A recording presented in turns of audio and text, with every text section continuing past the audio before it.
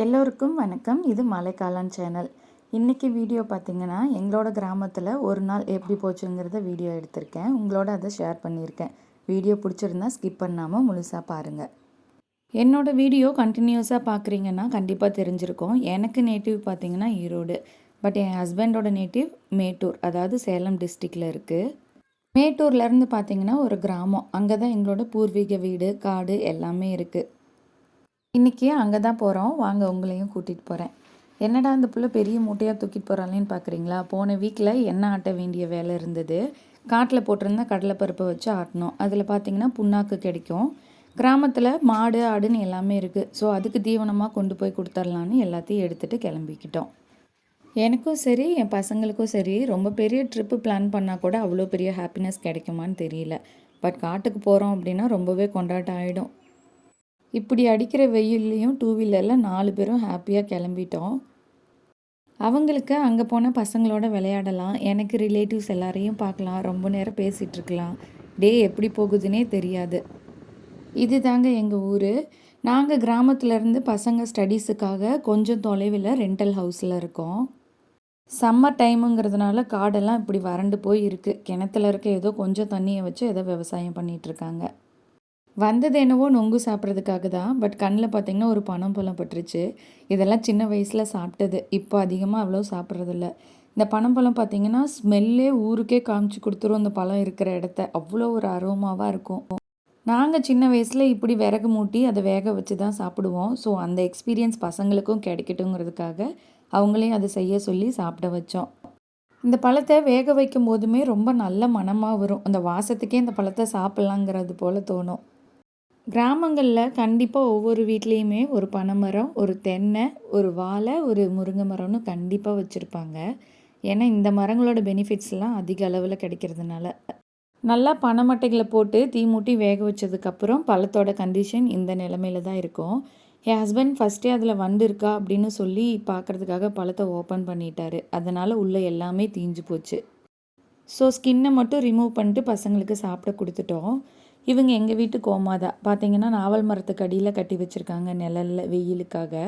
இந்த மரம் ரொம்ப நாளாக பழம் வைக்காமையே இருந்தது. ஃபுல்லாக திட்டிகிட்டே இருந்தோம். போன வருஷம் ரொம்ப ரோஷம் வந்துருச்சாட்ருக்கு, போதும் போதுங்கிற அளவுக்கு பழம் வச்சிருச்சு. இந்த தடவையும் பார்த்திங்கன்னா அடுத்த தருணத்துக்கு ரெடி ஆகிட்டாங்க. எங்களுக்கு இந்த மாதிரி பழ மரங்கள்லாம் நிறையா வைக்கணும்னு ஆசை. நமக்காக இல்லைனாலும் அடுத்த நம்ம பசங்க ஜென்ரேஷனுக்கு யூஸ்ஃபுல்லாக இருக்கும் இல்லையா, அதனால தான்.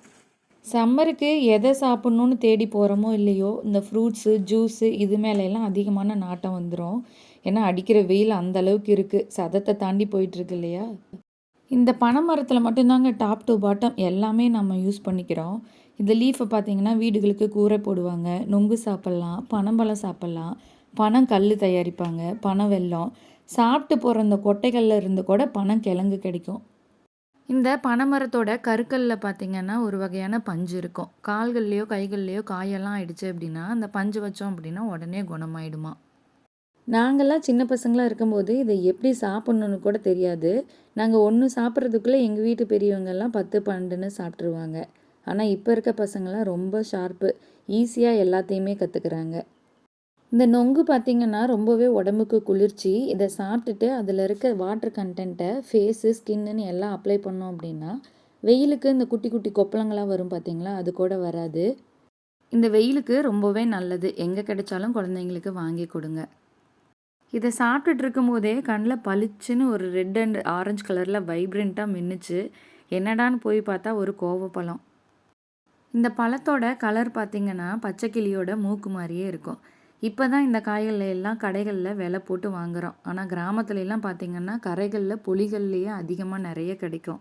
இந்த பழத்தெல்லாம் போகிற போக்கில் பிச்சு வாயில் போட்டு சாப்பிட்டு போவாங்க. அவ்வளோ உடம்புக்கு நல்லது. இப்போல்லாம் ஒவ்வொரு விதைகளாக தேடி தேடி வீடுங்களில் செடிங்க வளர்த்த ஆரம்பிச்சிட்டாங்க.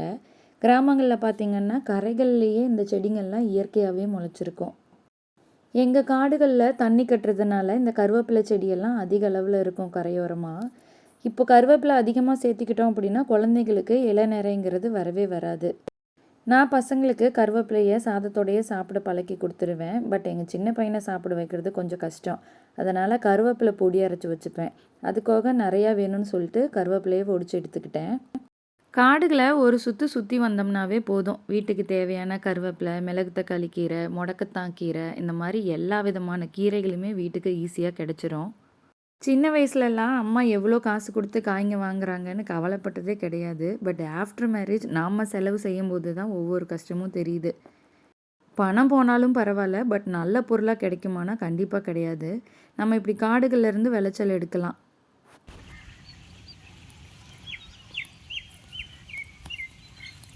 இந்த மாமரம் பார்த்திங்கன்னா ஒரு 11 இயர்ஸாக இதே லெவல்லையே தான் மெயின்டைன் ஆகிட்டுருக்காங்க. பட் நிறையா காய்கள் வச்சதாகவும் கிடையாது. பட் ஒவ்வொரு சீசனுக்கும் தவறாமல் ஒரு 20 காயாவது கொடுத்துரும்.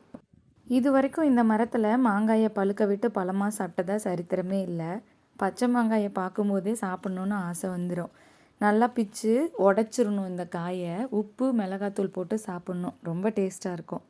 எங்கள் ஊர் என்னவோ மாம்பழத்துக்கு ஃபேமஸ் தான். பட் கடைகளில் வாங்குகிற மாம்பழம் கல் வச்சு பழுக்க வச்சுருவாங்களோன்னு ஒரு பயம் இருக்கும். குழந்தைகளுக்கு அவ்வளோ ஈஸியாக நம்பி வாங்கி கொடுக்கவே முடியாது. பட் வீட்டிலேருந்து கொடுக்குறோம் அப்படின்னா கொஞ்சம் நம்பிக்கையாக கொடுக்கலாம். இயல்பாகவே எந்த பொருளும் நம்மக்கிட்ட இருக்கும்போது அதோட அருமையே தெரியாதுங்க. அப்படி தான் கிராமங்களில் சுற்றி பார்த்திங்கன்னா முருங்கைக்கீரை இருக்கும், வாழைப்பூ இருக்கும், முடக்கத்தான் கீரை இருக்கும். எல்லா வகையான குணங்கள் நிறைஞ்ச மருத்துவ குணம் இருக்க பொருள்கள் அனைத்துமே இருக்கும். பட் அங்கே இருக்கவங்க அதை ஒரு பெருசாகவே எடுத்துக்க மாட்டாங்க.